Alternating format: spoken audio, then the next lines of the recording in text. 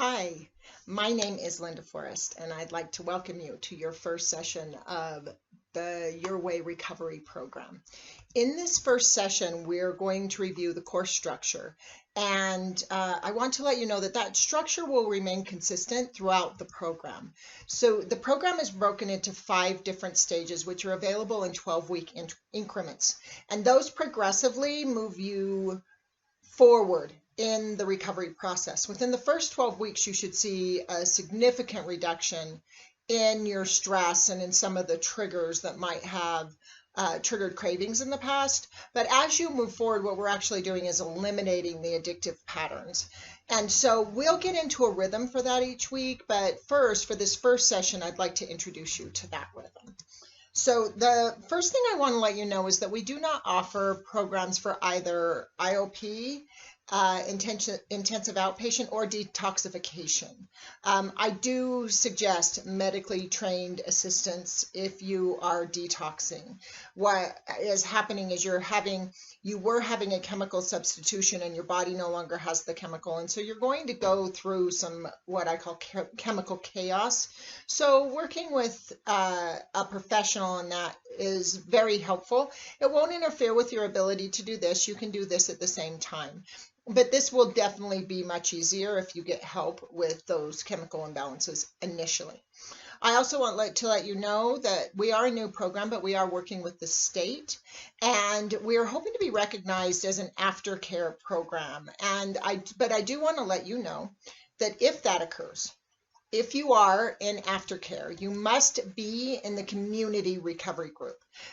You can't continue anonymously, because you'll need to be able to track your progress, and if you continue anonymously, it won't be recognized by the system. But we will need to track your progress and make sure that you mark things completed, that you watch the videos, that you're answering questions. The questions we have aren't quizzes. What they are is they offer opportunities for self-reflection and to deepen your understanding of the program. But we will need to see that you're doing that as part of the aftercare system. So it'll be important that you log in to the community recovery group. So with that said, what I want to do now is I want to just review the program and how it's going to work. So we meet live each week at 6:30 p.m. And I do want to let you know that live events are optional. You don't need to attend the live events to participate in the rest of the program. But if you want to attend them, what we begin with is success stories, or what I've learned.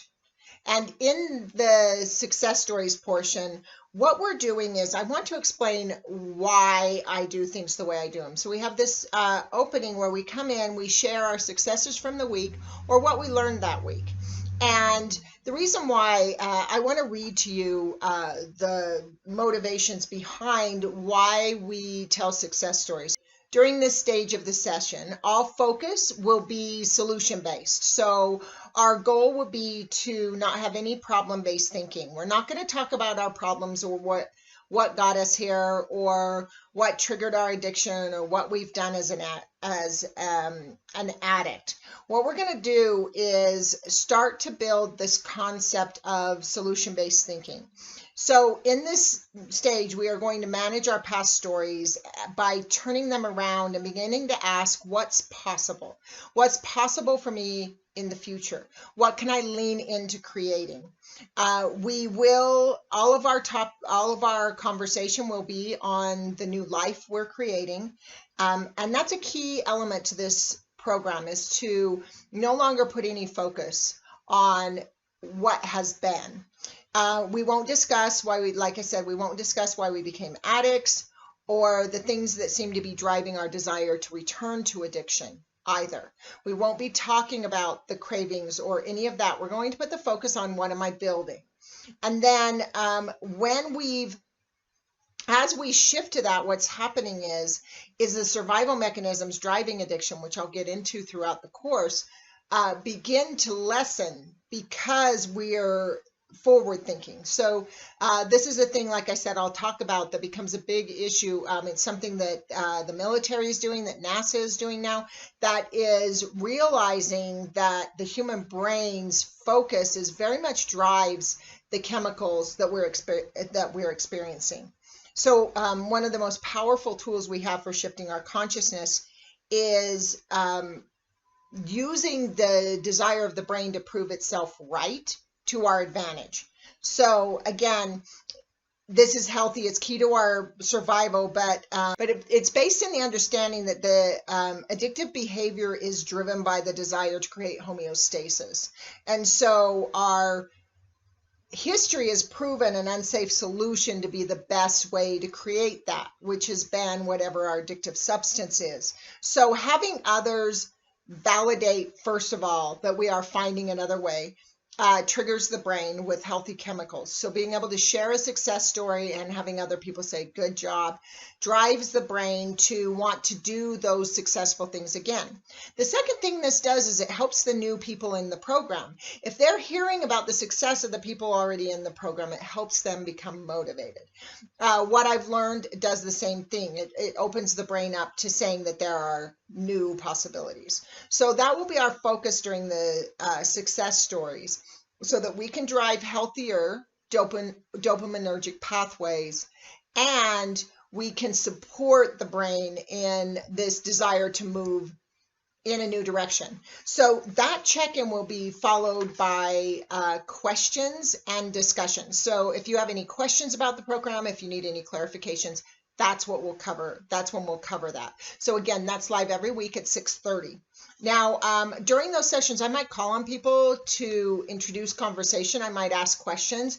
Just remember, it's always fine to say no. If you have your video off and you're muted, I'll take that as a sign of you just want to listen and you don't want to participate. If you're unmuted and have your video on, I may ask you, you can still say no. You can have your video on and be unmuted and still say no. So while I encourage sharing to facilitate shift, because it does expand when we start to share, it builds connection, I'll never ask anyone to share if you're uncomfortable doing so. So when we're done with that, when we're done with the session that we have, so we'll have all this time sharing stories, we'll have all this time being able to have a conversation, and that session will be less than an hour. It will be anywhere from 30 minutes to 50 minutes. And then when we're done, there will be a YouTube video available for you. And this will be your exercise for the week. It'll be your practices. So the part I talk about with practices happens in that video. And so the session will begin with a guided centering practice. So it's really important to have the brain in the right brain function to learn. So if we're triggered or stressed or anything like that, we just want to make sure we center before any of our practices. So I'll lead a guided centering and possibility process. I'll explain, you'll see what those are as we move forward, to drive more dopamine, so we're in the right headspace to understand the practices we'll be learning to improve the brain function. And then once the centering's done, we'll do what I call a take-home tool. So the take-home tool will be a new practice, and it is designed to drive the right brain function to start to shrink the amygdala. Again, I'll give you all the details on this. So when we shrink the amygdala, we reduce the cravings. We reduce the brain's desire to trigger that survival mechanism. And so the take-home tools will really focus on what you'll be using throughout the week. So I'm going to recommend that we have certain practices throughout the week. So the first of those is going to be journaling. And our take-home tool today will be about the journaling practice and what it means. It's not traditional journaling. It's a very specific kind of journaling that drives the right brain function. And so I'll explain the journaling in this week's practice.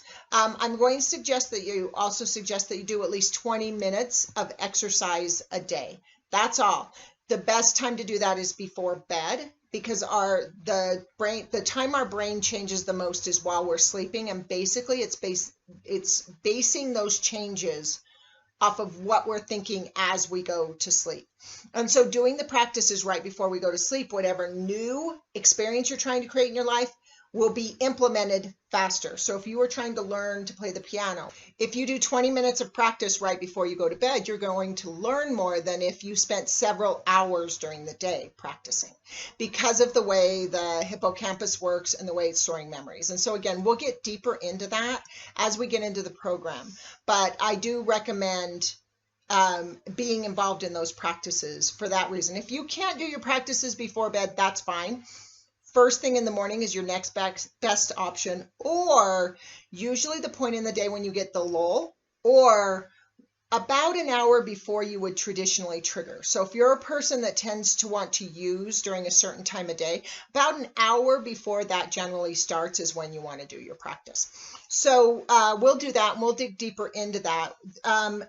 The other thing I recommend is always having your journal or a journal with you. Now, in this program, what you can do is, if you open yourwayrecovery.org on your phone and save it to your home screen, you'll have a nice little icon with the website icon, so you'll know that it's this program. And you'll be able to have something to write in at your disposal, right in your hand all the time. You can also do something like Google Docs on your phones, anything like that. Word, Microsoft has programs, whatever system you choose to use for writing, but you can use the program to do that.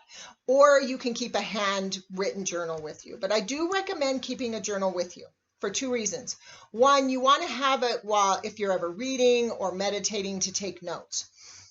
But you want to keep it with you because as you start to alter your brain function, you're going to have ideas that are about progressing your recovery. Your brain wants to be happy, and so it's going to crave what makes it happy. But a lot of times we get ideas, and then by the time we would implement them, we've forgotten them.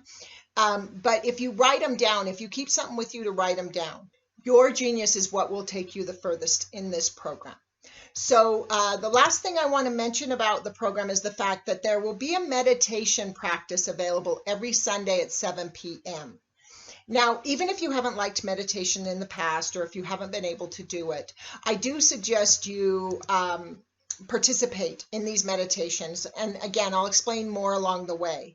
But these meditations are about triggering a specific kind of brain function that will accelerate you faster. So you'll gain the ability to be free of your cravings faster if you do both this group and do the meditation. So I recommend that you make sure you do those. If you have anyone supporting you in your recovery, or if you're a person supporting someone in recovery, this is something I suggest you do together. This is great. You both need the meditation practices, so you might as well do your practices together. That'll strengthen the idea of sobriety and strengthen your support of each other. And you'll get it. I think that one of the biggest issues of addiction is that the addict doesn't understand the person that's supporting them through their addiction, and the person supporting an addict doesn't understand what it's like to be an addict. Generally, I mean, sometimes people are both, but if people aren't, they can't comprehend what the experience is like for the other person. So doing it together will help strengthen your understanding of each other and respect of each other throughout the process. It'll also help to heal any wounds if those exist. So ultimately, our goal in this program is to expand. So we want to expand the way we think. So it's really important to remember that. And the reason why I mention it right off the bat in this video is because you're not starting over and you're not recreating anything. What we're going to do is start with exactly where we are today. You've had growth in the past. You're in a better place today than you were years ago. And you'll have growth in the future. But by taking it one step at a time, we gain momentum. A lot of times we want to exist either up here in remembering or trying to fix our history, and we can't fix our history. Or it's this pie in the sky dreaming of our future. If we can get ourselves down on earth exactly where we are and say, it may not be the best place, but I can gain momentum here. I'm on the ground where I can overcome the inertia of my situation. And so the steps here will be more productive than anywhere else. And I do want to let you know, in this program, now a lot of times getting back onto the ground can be painful because maybe you've tried recovery repeatedly. Maybe you've been through a lot of programs. Maybe you've spent a ton of money, or you've quit thousands of times. This program doesn't operate like other programs. We are not going to address your addiction, and we are not going to address the causes of your addiction. What we're going to do is address the brain function behind your addiction. And because we're going straight to brain function, it accelerates the process. The approach magnifies the results. So for me personally, after suffering complex PTSD my whole life and going through therapy and spiritual study for 30 years, I realized that I should approach brain function, and I cured my PTSD in 9 months. After all those years, didn't do it. What I couldn't do in 30 years, I did in 9 months because it's brain function. So it's not magic. I'm not like a wonder person. I just figured out an approach that accelerated the process. So you're going to make less effort to gain more ground. But we do begin where we are today. That's going to make our chances for success the strongest. So to begin our evolution, what we want to do now is connect with an exercise that we're going to do about our commitment to the process. As we do that, commitment is a tricky word for a lot of us. And your practice is going to be about this. But what I want to invite you to do is think of commitment in a different way. I had really negative feelings about the word because I was accused of not having been committed, or commitment meant sacrifice. But we're going to look at commitment in a different way. And so commitment, as defined in the dictionary, is the state or quality of being dedicated to a cause, activity, etc. A promise to do or give something, a promise to be loyal to someone or something, or the attitude of someone who works very hard to do or support something. We want to approach it from that perspective, that I'm putting my focus here. That's all it's saying. There's this great quote that I'll include in the practices this week, which by Ralph Bloom, that says, "More than doers, we are deciders. For once the decision is made, the doing becomes effortless," right? Because it's all about, have I made the decision to do it? And in recovery, we've made that decision so many times, but what we're going to do is we're going to be able to do something different with that decision this time. So as we move forward, we're going to make certain commitments. So I have a list of those commitments that will be part of the homework today. We'll also review those at the beginning of every live session. So I'm going to bypass reviewing them in this, because I want to focus on the centering and the take-home tool so that we can move into that work. But there will be information on that commitment we're making and how we feel about it. I just want to, a lot of this is just opening up conversation. There's no hard, fast rules in this program. It's your way recovery for a reason.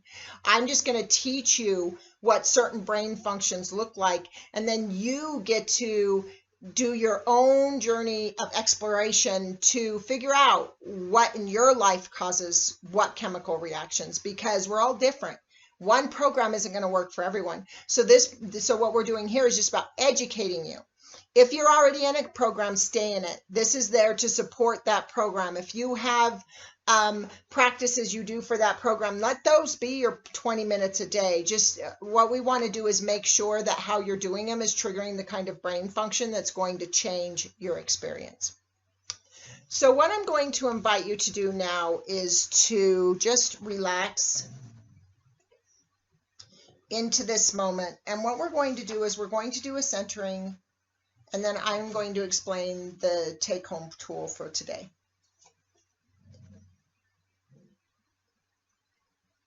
So I just invite you to get comfortable wherever you are and close your eyes for a moment if you can. If you're doing something that requires your attention, or driving or something, what I recommend is pausing the video here and then coming back later when you can sit and center and engage in the practice the minute you're doing it. So we're going to go right into a practice, and it's really advantageous to do it right after the video, because I'm working to create a certain response in your brain, and so taking advantage of that response will help the practice be easier.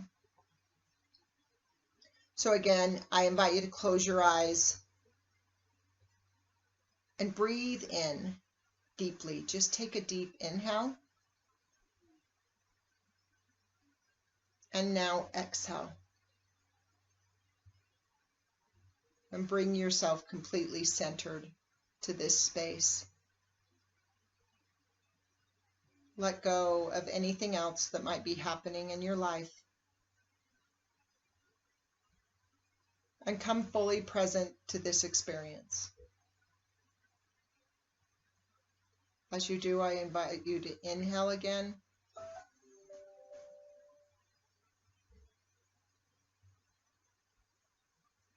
And exhale.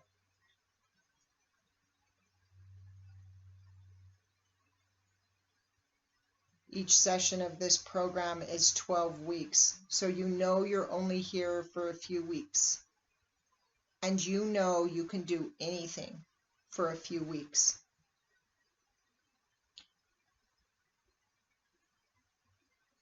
You've worked your way through a lot of situations in your life. You know you're strong. You know how committed you are. And you know if you put your mind to something, you will always succeed.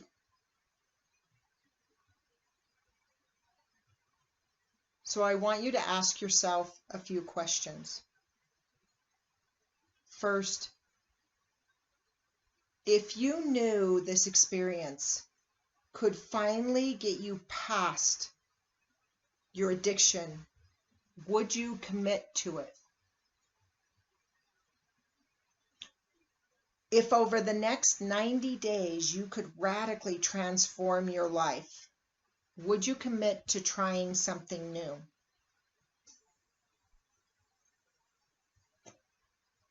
Are you willing to try something you've never tried before? If you knew it would make your life better, would you do it? Are you willing to treat this as an experiment, even just for a few weeks, if it might finally give you the life you really want? Are you willing to give it your full participation?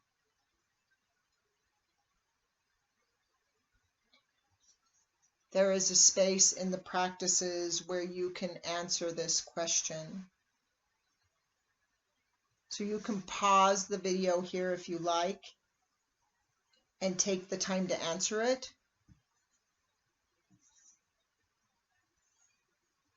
And then return for the take-home tool, which will be a journaling meditation practice.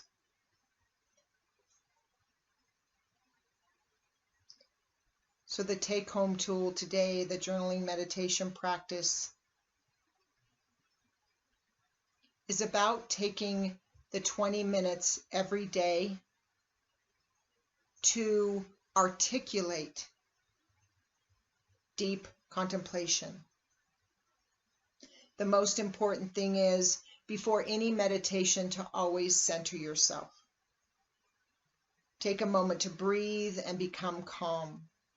If you are upset or stressed, frustrated, or not feeling grounded, your brain is not capable of reaching true meditative states. So just take a moment to breathe. And as part of the practice each day, I'll be asking you to just, before you start the practice, to pause and take 10 deep breaths. So today we're already centered, and so you can continue without pausing, or if you want to pause the video again, you can pause and take 10 deep breaths. After we have centered, the next thing I would like to talk about is the practice of meditating. According to Eastern philosophy, the definition of meditation is not sitting in stillness. It is not sitting in silence. It is the art of active listening, what I call articulation of contemplative thought. It is during meditation that we move from what we know and have been to what we don't know and have never been. If we are to grow or evolve, we must, by definition, move from where we are now to a new place of being.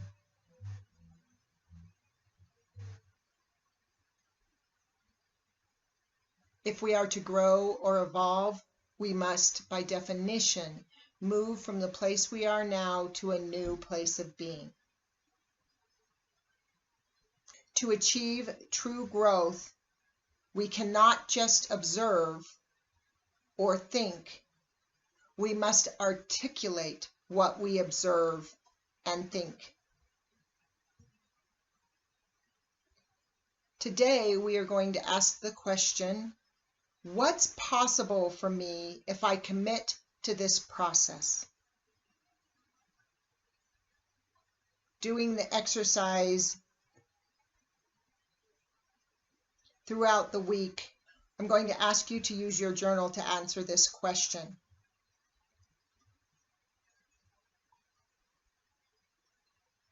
Ask it more than once. In the beginning of any contemplation, our mind replays what we have known in the past. To find a new possibility, we must open to what we do not yet know. Allow your mind to really consider what might change in your life. What is possible for you if you really commit to this process? Be willing to consider the answer and whether or not you accept it.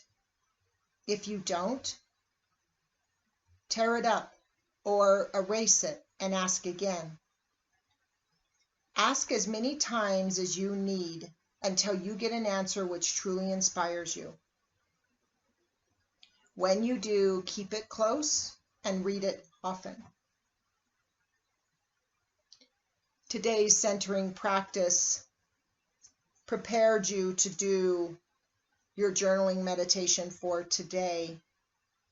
But what I do invite you to do is that throughout the week, commit to spending just 20 minutes each day to this practice. And remember to get support from any medical professionals, counselors, other people in the program, family members or friends, people that you have developed for your support circle, if any process is too difficult for you to do alone. You don't need to do anything alone. So as we move forward, opportunities will become available to find places to connect. There will be lists created.